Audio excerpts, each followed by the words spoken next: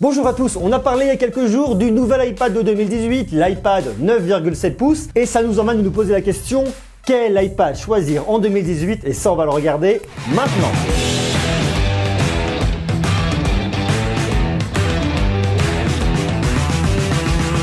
La gamme d'iPad est quand même une gamme qui est très large. Alors c'est vrai que depuis le premier iPad en 2010, il y a de l'eau qui a coulé sous les ponts, il y a de plus en plus de produits et il y en a tellement que c'est un petit peu compliqué de savoir lequel acheter. Alors bien évidemment les modèles antérieurs, c'est pas la peine de se ruer dessus parce que forcément ils vont être obsolètes, ne serait-ce qu'au niveau de l'OS, au niveau des applications, et si vous faites les mises à jour, forcément ça va ramer. Par contre la question se pose à savoir quel modèle acheter entre les modèles de 2018, le modèle en tout cas de 2018, 2017, 2016 et même 2015. Il y a pas mal de produits. Ce qu'on va faire dans cette vidéo, c'est qu'on va dégrossir un petit peu tout ça, regarder ce qui est intéressant, ce qu'il faut acheter, à qui s'adressent ces iPads, est-ce qu'ils sont intéressants pour vous et au final, quel iPad acheter en 2018. Dans un premier temps, je vous demanderai de me marquer en commentaire, vous, quel iPad vous avez, si vous en avez un. Est-ce que vous avez en projet d'en acheter un? Est-ce que ça vous intéresse? Oui, non. Avant même qu'on parle un petit peu et qu'on rentre dans le sujet. Et à la même occasion, vite à me laisser de jolis pouces. Comme ça, on est au top. Allez, on y va. Alors, on va commencer tout de suite par faire un petit bref résumé des iPads. J'ai tout bossé, bien sûr, j'ai mes fiches. Et ce qui est très intéressant,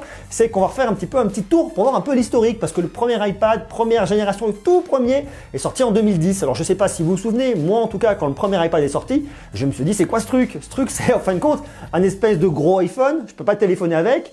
Ça me sert strictement à rien. Mais on se rend compte qu'en le prenant en main, qu'en le manipulant, c'est pas un gros iPhone.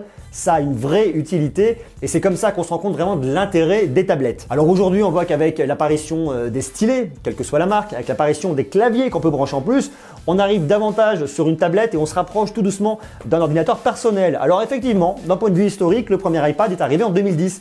L'iPad 2 2011, l'iPad 2 je l'ai eu, pas de bon, ça marchait très bien à l'époque. Le nouvel iPad, la troisième génération en 2012. Ensuite vous avez eu l'iPad Air en 2013, l'iPad Air 2 en 2014, ensuite l'iPad 5e génération en 2017, l'iPad 2018, le 9,7 pouces qui a été annoncé il n'y a pas très longtemps par Apple lors d'une conférence sur l'éducation à Chicago, l'iPad mini qui arrivait lui en 2013, le mini 2 2014, le mini 3 2015, le mini 4 2016, et l'iPad Pro 2015-2016. Donc il y a beaucoup d'iPads, il y en a encore pas mal sur le marché, que ce soit sur le marché du neuf, sur le marché de l'occasion.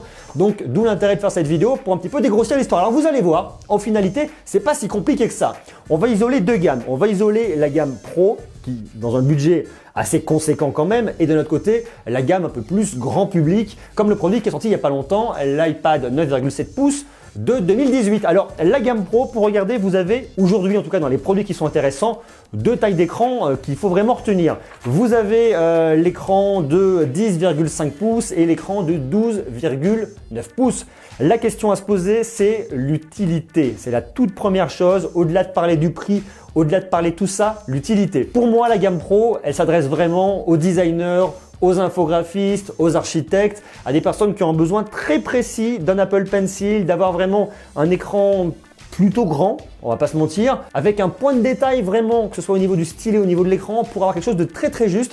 Donc on s'adresse vraiment à toute cette catégorie, à toute cette population. À mon avis, il y a 3 points à voir sur la gamme Pro pour vraiment savoir faire son choix. Le tout premier, effectivement, c'est la taille de l'écran. 10,5 pouces, 12,9 pouces. De quoi avez-vous besoin? Avez-vous besoin d'un format un petit peu plus grand quand même, 12,9 pouces, on va pas se mentir. Avec le cadre à côté, c'est quand même un produit qui est assez mastoc, mais qui, quand vous allez travailler dessus, va être vraiment très agréable. Ça évite de s'abîmer les yeux. Donc ça, c'est vraiment la question à se poser. 10,5, 12,9, bon, ça dépend un petit peu de votre utilité. À mon avis, s'il ne vous faut pas forcément un produit compact, un peu petit, un peu réduit, le 12,9 est vraiment bien, alors forcément plus cher, mais vous permettra de travailler dans des conditions qui seront beaucoup plus agréables, sans vous faire mal aux yeux, sans vous fatiguer, et puis surtout quelque chose, effectivement, esthétiquement, qui est beaucoup mieux, qui a vraiment un peu plus de gueule. Ensuite, le deuxième point, c'est la capacité de stockage. Au plus bas, 64 Go, au plus haut, 512 Go.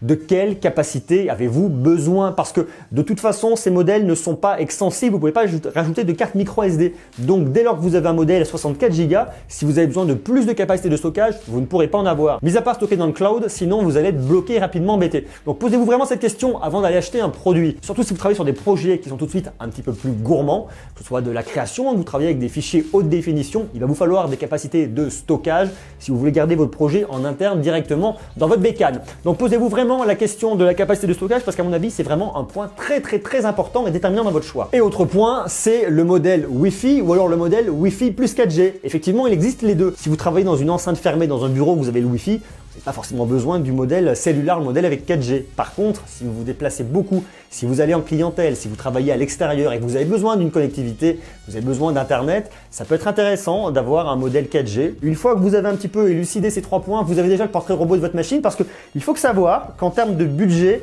on est sur quelque chose qui est quand même assez élevé. Alors regardez, je vous ai fait un petit récap. On va prendre au plus bas l'iPad Pro 10,5 pouces, le modèle Wi-Fi 64 Go coûte 739 €. Et si vous arrivez sur le plus gros Wi-Fi 4G, toujours sur le 10,5 pouces en 512 Go, vous êtes à 1289 €. Donc vous voyez, il y a un monde quand même. Alors on regarde maintenant du côté du 12,9 pouces. Le plus bas 64 Go Wi-Fi 909 € et le plus gros Wi-Fi plus 4G 512 Go 1459 €. Si vous voulez rajouter l'Apple Pencil 99 € plus le Smart Keyboard 179 €, ça vous fera quand même un modèle à 1747 €. Autant vous dire qu'il ne faut pas se planter parce que tout de suite, c'est un gros budget. Bon, après, d'un point de vue perf, c'est vraiment des bonnes machines. Vous avez le processeur A10X Fusion qui marche très bien, une caméra à l'arrière de 12 mégapixels avec une ouverture de f1.8, assez lumineux, ça fonctionne plutôt pas mal. Vous pouvez filmer en 4K, vous avez une stabilisation optique de l'image, donc ça c'est plutôt bien aussi. L'écran Retina pour le 10,5 pouces, c'est un 2224 par 1668 pixels et pour le 12,9, c'est un 2732 par 2048 pixels. Bon, ça fait l'affaire, c'est vraiment bien, très agréable. Moi, c'est des produits qui marchent bien, en plus des autres produits que vous avez sur les gammes un peu plus grand public. Vous avez le True Tone, vous avez un revêtement anti-reflet, vous avez un écran laminé, voilà, il y a pas mal de choses. Et surtout, vous avez les Smart Connectors, ce qui fait que vous pouvez brancher votre clavier directement avec les Smart Connectors, à la différence d'un produit comme celui qui est sorti cette année, le 9,7 pouces de 2018, où là par contre, vous pouvez effectivement mettre un clavier. Par contre, c'est un clavier Bluetooth, il n'y a pas de Smart Connector dessus. Donc, c'est tous ces petits points qu'il faut prendre en considération. Donc voilà, pour moi, l'iPad Pro, on est sur un produit vraiment destiné, comme son nom l'indique, aux professionnels. Maintenant, de l'autre côté, vous avez la gamme plutôt grand public qui va effectivement se destiner, que ce soit aux étudiants, aux personnes qui veulent une tablette Apple ou à monsieur et madame tout le monde. Donc vous avez effectivement le modèle de 2017 qui est plutôt pas mal, 9,7 pouces au niveau de l'écran et le modèle de 2018. C'est les deux modèles que tout de suite je retiens principalement, le modèle de 2018, le 9,7 pouces. Alors la grande différence entre ces deux produits, bon il y en a eu déjà du point de vue de la performance parce que sur le modèle de 2017 vous avez un processeur A9, sur le modèle de 2018 vous avez un processeur A10 Fusion qu'on retrouve dans les iPhone 7 et dans les iPhone 7 Plus. Quelque chose qui ira forcément un peu plus vite, vous allez pouvoir être un peu plus tranquille au niveau de la réalité augmentée. Bon, c'est plutôt pas mal. Si vous voulez un produit qui va durer un peu plus dans le temps en termes de mise à jour d'OS et d'applications un peu plus gourmandes, mieux vaut aller sur le modèle de 2018, d'autant plus qu'en différence de prix, eh ben, il n'y en a pas. Hein. Les produits sont vendus au même prix, voire un petit peu moins cher pour le modèle de 2018. Autre point de différence, sur le modèle de 2018, vous pouvez utiliser l'Apple Pencil. Alors effectivement, il faut rajouter 99 € pour l'avoir. Vous avez aussi la possibilité d'utiliser un clavier en Bluetooth, comme je vous le disais, mais surtout la vraie différence, c'est ça, à mon avis, c'est l'Apple Pencil. Si par exemple vous êtes étudiant, vous aimez griffonner, vous aimez dessiner, c'est votre passion, puis c'est pas forcément un côté professionnel, donc on va pas tout de suite aller acheter directement un iPad Pro. Vous achetez un iPad de 2018 avec un Apple Pencil à 99 € en plus. Vous allez avoir un produit qui est très bien. Alors vous allez être moins dans le point de détail, vous allez moins avoir un écran hyper confortable, pas le True Tone, pas de choses comme ça, mais ça permettra déjà d'avoir un très bon produit et de pouvoir, je dirais, travailler avec un stylet sur un iPad à des coûts tout de suite un peu moindres. Parce que si on regarde en termes de tarifs, l'iPad de 2018, le 9,7 pouces, vous avez deux modèles, le Wi-Fi ou alors Wi-Fi plus 4G. 32 Go ou 128 Go. Sur le modèle Wi-Fi en 32 Go, vous êtes à 359 €, 128 Go 449 et l'autre, le Wi-Fi plus 4G, 32 Go 489 et 128 Go 579. Et bien évidemment, ce modèle-là, il a un grand intérêt, c'est de rajouter l'Apple Pencil, donc 99 € de plus. Donc tout de suite, si vous partez sur la plus petite config, Wi-Fi 32 Go plus Apple Pencil, 359 plus 99, vous êtes à 458 €. Bon, c'est pas cadeau, mais au final, vous avez par contre un produit qui est très bien avec un Apple Pencil. Alors effectivement, après l'iPad de 2017, vous le retrouverez aujourd'hui à des tarifs un petit peu plus bas par rapport à ce que vous trouviez lorsqu'il a été lancé. Le 32 Go en Wi-Fi coûte aujourd'hui 339,99 €. contre 409 €. Bah forcément, il faut bien baisser les prix pour s'aligner un peu par rapport au tarif du produit de 2018. On est obligé parce que sinon ce produit ne se vendra pas, surtout quand même qu'il est moins performant, donc il faut bien un petit peu écouler les stocks. Vous avez aussi un iPad, l'iPad mini, le 7,9 pouces qui existe. Alors à mon avis, l'iPad mini se destine davantage à ceux qui veulent vraiment des petits écrans.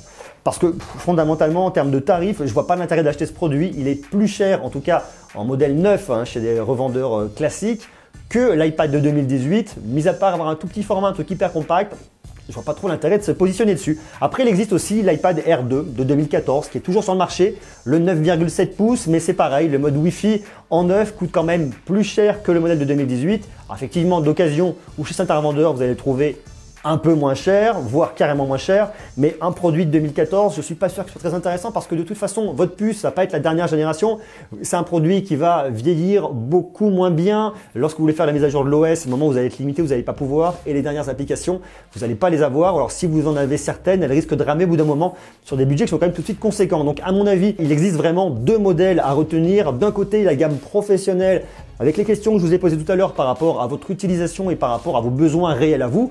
Et puis cet iPad de 2018 qui vient un petit peu rendre encore plus obsolète les autres puisque vous avez la possibilité d'utiliser l'Apple Pencil et ça c'est vraiment bien, surtout que le produit à la base est vraiment très accessible en termes de budget. Donc dans l'absolu, si vous avez déjà un iPad de 2017, n'achetez pas l'iPad de 2018 parce qu'ils sont quand même relativement proches, même si effectivement vous pouvez avoir l'Apple Pencil sur l'un et pas sur l'autre, même si effectivement vous êtes sur la dernière génération de processeurs des iPads dessus, bon voilà, mais si vous n'avez pas besoin d'un Apple Pencil, n'allez pas dessus. Si par contre l'Apple Pencil a un vrai sens pour vous, vous pouvez y aller. Vous allez perdre forcément de l'argent en revendant un et en achetant le deuxième, mais au moins vous pourrez utiliser le stylet d'Apple. Si par contre vous avez un modèle antérieur, 2016, 2015, 2014, n'en parlons pas, là effectivement ça peut vraiment valoir le coup d'acheter ce nouvel iPad, ne serait-ce que pour des questions de longévité, parce que c'est un produit que vous allez garder beaucoup plus longtemps. Tous les autres modèles, moi je les efface parce que tout de suite je les trouve beaucoup trop anciens, obsolètes. Alors effectivement les iPads, on n'est pas comme sur les iPhones avec des taux de renouvellement tous les ans, voire tous les 2 ans. Les produits, on les garde plus longtemps, 3 ans, 4 ans. C'est pas, comme je vous le dis, un iPhone, un modèle pousse l'autre. Là, non. Un iPad, vous allez le conserver. Attention néanmoins, il se peut qu'au WWDC, en mois de juin de cette année, Apple annonce un iPad Pro avec un écran borderless. Bon, à voir un peu, parce qu'il y a toujours cette question de Face ID, de caméra True Depth, voir un petit peu comment tout ça peut être intégré.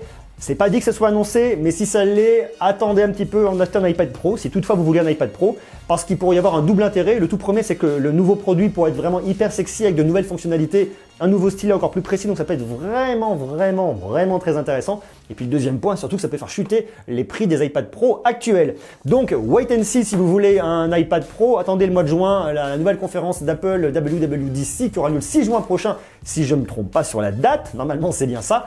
Et si vous voulez un iPad un peu plus standard, l'iPad de 2018 fera vraiment l'affaire. Voilà un peu tout ce qu'on peut dire aujourd'hui sur ces iPads. Dites-moi vous ce que vous en pensez. Est-ce que vous avez en projet d'en acheter un? Est-ce que vous avez déjà un iPad? Est-ce que vous en avez déjà eu? Est-ce que ça pourrait vous intéresser? Est-ce que vous êtes allergique aux iPads? Est-ce que vous n'aimez pas du tout ces produits? Est-ce que vous préférez les modèles de Samsung, d'autres tablettes? Les modèles de Huawei, très sympa. J'ai pu tester la dernière tablette Pro de Huawei. Franchement, elle est bien. Alors j'ai encore quelques petits doutes, mais il faudra l'utiliser et l'essayer un peu plus tard. Mais en attendant, sur le concept, sur le principe, sur le prix, tout ça, je la trouve plutôt cool. Marquez-moi tout ça en commentaire. Comme d'habitude, je vous invite à me laisser des jolis pouces, à vous abonner parce qu'on va parler toujours plus, toujours mieux de tech sur des produits Apple, Samsung, sur de la robotique, sur plein de choses. Il n'y a pas que des téléphones, il n'y a pas que des tablettes, il y a plein d'autres choses et ça, on va en parler toujours plus. D'ailleurs, mettez-moi aussi en commentaire et dites-moi ce que vous voudriez voir comme sujet, ce que vous voulez qu'on traite. Vous me marquez tout ça. D'ici là, soyez ça. Je vous donne rendez-vous très bientôt. Je vous embrasse.